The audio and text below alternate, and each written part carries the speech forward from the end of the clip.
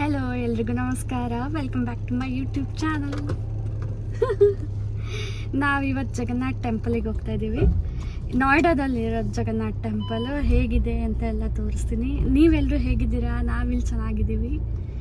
ನೋಡಿ, ಈ ವ್ಲಾಗ್ ಚೆನ್ನಾಗಿದ್ದರೆ ಲೈಕ್ ಮಾಡಿ, ಶೇರ್ ಮಾಡಿ, ಸಬ್ಸ್ಕ್ರೈಬ್. ಹಲೋ.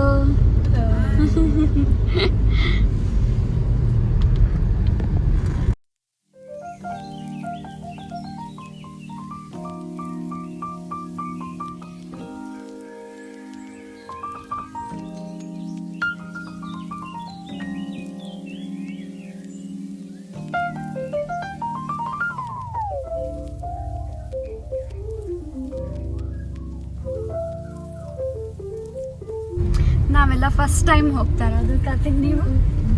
First time. ಅಕ್ಕನೂ ಫಸ್ಟ್ ಟೈಮ್, ವಾನ್ಯಾನು ಫಸ್ಟ್ ಟೈಮ್. देखते हैं कैसा है.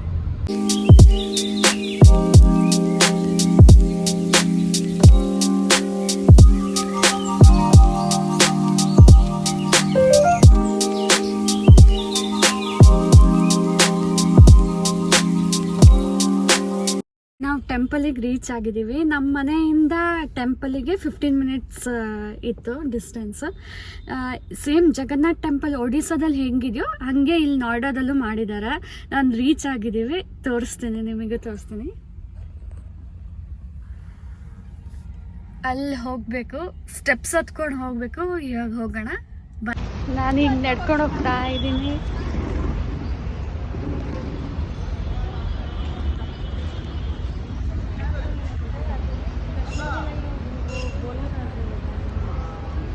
First time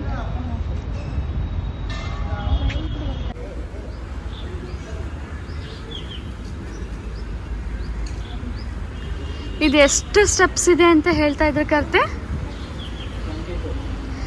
22 steps.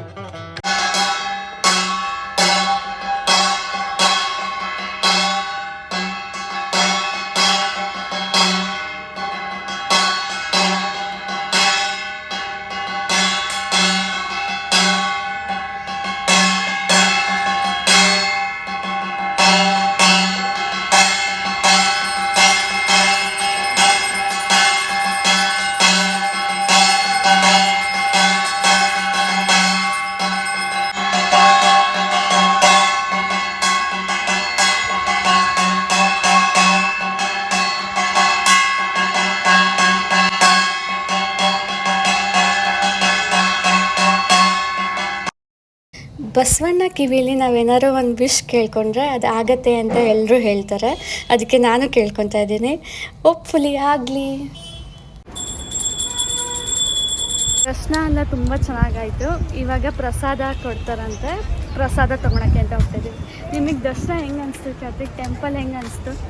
ಚೆನ್ನಾಗಿದೆ, ತುಂಬ ಚೆನ್ನಾಗಿದೆ. ಇದು ಪ್ರಸಾದ ಕೌಂಟರ್.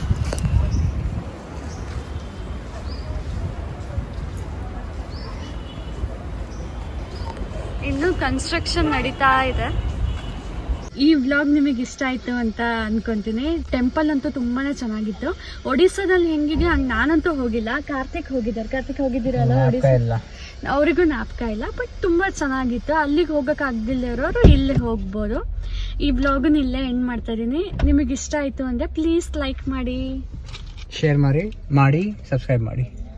ಬಾಯ್ ಬಾಯ್.